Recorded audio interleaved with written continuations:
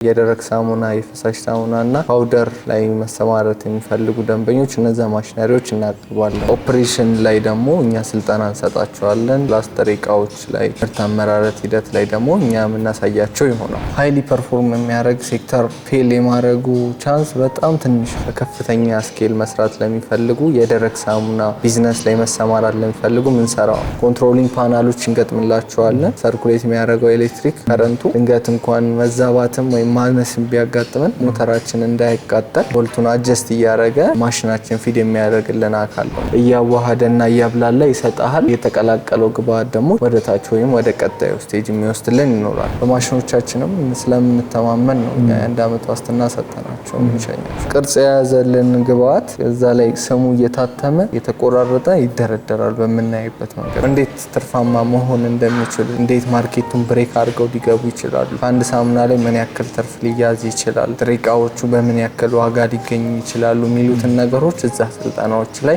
አካተን እንሰጣቸው ይሆናል። በቀን ከ20 ሺህ በላይ ሳሙናዎችን መስራት የሚችል ነው። አጃክስንም ደግሞ አዳርገን እንዲሰሩ ማድረግም እንችላለን።